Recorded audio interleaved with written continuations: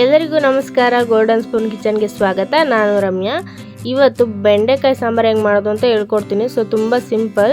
ನೀವು ಈ ಥರ ಒಂದ್ಸತಿ ಏನಾದ್ರು ಮಾಡಿದ್ರೆ ಮನೇಲಿ ಮತ್ತೆ ಕೇಳ್ತಾರೆ ಇದೇ ರೀತಿ ಮಾಡಿಕೊಡು ಅಂತ. ಅಷ್ಟು ಚೆನ್ನಾಗಿರುತ್ತೆ. ಸೊ ಬನ್ನಿ ಯಾವ ರೀತಿ ಮಾಡೋದು ಅಂತ ನೋಡೋಣ.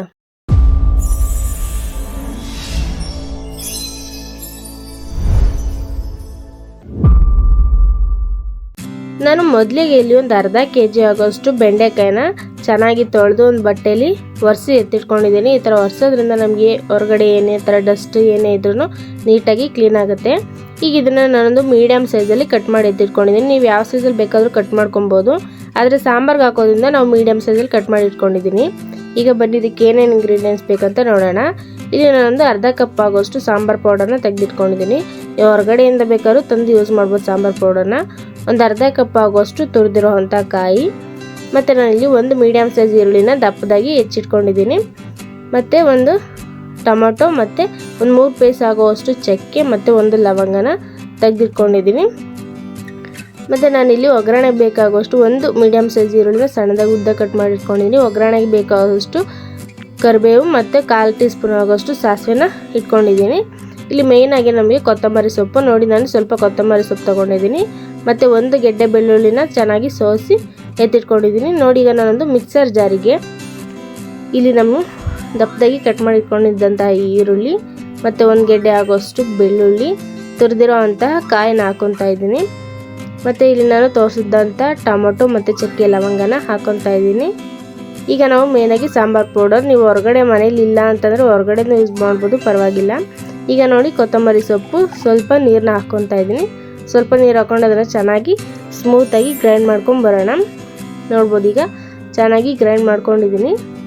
ನೋಡಿ, ಇಷ್ಟಾದರೆ ಸಾಕು. ಈ ಥರ ಗ್ರೈಂಡ್ ಮಾಡ್ಕೊಳ್ಳಿ ಸಾಕು.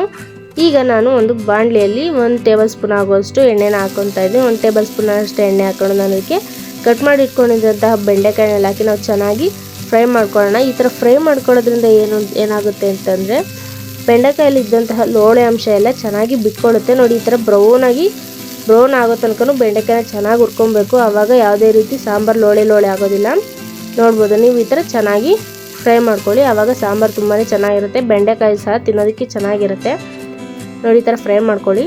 ಈಗ ನಾನೊಂದು ಬಾಣಲಿ ಇಡ್ತಾಯಿದ್ದೀನಿ ಸ್ಟವ್ ಮೇಲೆ. ಬಾಣಲಿ ಇಟ್ಟು ನಾನು ಅದಕ್ಕೆ 2 ಟೇಬಲ್ ಸ್ಪೂನ್ ಆಗುವಷ್ಟು ಎಣ್ಣೆ ಹಾಕ್ಕೊತಾ ಇದ್ದೀನಿ. 2 ಟೇಬಲ್ ಸ್ಪೂನ್ ಆಗುವಷ್ಟು ಎಣ್ಣೆ ಹಾಕ್ಕೊಂಡು ಒಗ್ಗರಣೆಗೆ ಸಾಸಿವೆ ಮತ್ತು ಈರುಳ್ಳಿ ಕರಿಬೇವನ್ನ ಹಾಕ್ಕೊಂಡು ಚೆನ್ನಾಗಿ ಫ್ರೈ ಮಾಡ್ಕೊಳ್ಳೋಣ. ಅದನ್ನು ನೋಡ್ಬೋದು ನೀವು, ನಾನು ಈರುಳ್ಳಿ ಮತ್ತು ಕರಿಬೇವನ್ನ ಹಾಕಿ ಚೆನ್ನಾಗಿ ಫ್ರೈ ಮಾಡ್ಕೊತಾ ಇದ್ದೀನಿ.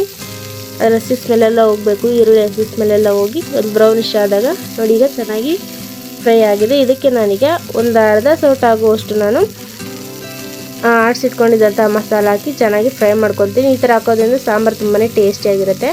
ಇವಾಗ ನಾನು ಮಿಕ್ಕಿರೋಂಥ ಎಲ್ಲ ಮಸಾಲೆನೂ ಹಾಕಿ ಚೆನ್ನಾಗಿ ಮಿಕ್ಸ್ ಮಾಡ್ಕೊಳ್ಳೋಣ. ಅದನ್ನು ನೋಡ್ಬೋದು ನೀವು, ಈ ಥರ ಚೆನ್ನಾಗಿ ಮಿಕ್ಸ್ ಮಾಡಿಕೊಂಡು ಈಗ ನಾನು ಇದಕ್ಕೆ ನಮಗೆ ಯಾವ ಕನ್ಸಿಸ್ಟೆನ್ಸಿಲಿ ಬೇಕು ಸಾಂಬಾರು ಅಷ್ಟಕ್ಕೆ ನಾನು ನೀರು ಹಾಕ್ಕೊತಾ ಇದ್ದೀನಿ. ನೀವು ಸಹ ಜಾಸ್ತಿ ತೆಳು ಮಾಡ್ಕೊಳಕ್ಕೆ ಹೋಗಬೇಡಿ. ಒಂದು ಜಾಸ್ತಿ ಗಟ್ಟಿನೂ ಇರಬಾರ್ದು, ಜಾಸ್ತಿ ತೆಳುನೂ ಇರಬಾರ್ದು. ಆ ಥರ ಮಾಡ್ಕೊಳ್ಳಿ, ಸಾಂಬಾರು ತುಂಬಾ ಚೆನ್ನಾಗಿರುತ್ತೆ. ಜಾಸ್ತಿ ತೆಳು ಆದ್ರೂ ಚೆನ್ನಾಗಿರಲ್ಲ. ಅಷ್ಟರಲ್ಲಿ ನಾವೀಗ ಸ್ವಲ್ಪ ಹುಣಸೆಹಣ್ಣನ್ನ ನೆನೆ ಹಾಕ್ಕೊಳ್ಳೋಣ. ನೆನೆ ಹಾಕ್ಕೊಂಡು ಈಗ ಚೆನ್ನಾಗಿದು ಕುದಿ ಬರಬೇಕು. ಈಗ ಚೆನ್ನಾಗಿ ಅದು ಮಳ್ಳಬೇಕು. ಮಳ್ಳದಷ್ಟು ಚೆನ್ನಾಗಿರುತ್ತೆ ಸಾಂಬಾರು. ನೋಡಿ, ಈಗ ಕುದಿಯೋಕ್ಕೆ ಸ್ಟಾರ್ಟ್ ಆಗಿದೆ. ಇವಾಗ ನಾವು ಇದನ್ನು ಒಂದು ಸತಿ ಮಿಕ್ಸ್ ಮಾಡ್ಕೊಂಡು ಇದಕ್ಕೆ ನಾನೀಗ ರುಚಿಗೆ ತಕ್ಕಷ್ಟು ಉಪ್ಪು ಹಾಕ್ತಾಯಿದ್ದೀನಿ. ಈಗ ಕ್ಯೂಚಿಟ್ಕೊಂಡಿದ್ದಂತಹ ಹುಣಸೆಹಣ್ಣಿನ ರಸ ಹಾಕೋದ್ರಿಂದ ಸಾಂಬಾರು ಸ್ವಲ್ಪ ಹುಳಿಯಾಗಿ ತುಂಬಾ ಚೆನ್ನಾಗಿರುತ್ತೆ. ಹುಣಸೆಹಣ್ಣು ಸಹ ಜಾಸ್ತಿ ಹಾಕೊಳ್ಳೋಕೆ ಹೋಗ್ಬಿಡಿ, ಸ್ವಲ್ಪ ಹಾಕ್ಕೊಳ್ಳಿ ಹುಣಸೆಹಣ್ಣಿನ ರಸನ.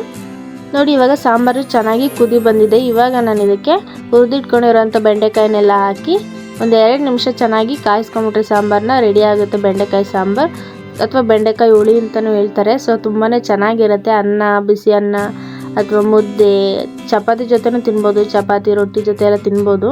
ಸೊ ತುಂಬಾ ಚೆನ್ನಾಗಿರುತ್ತೆ.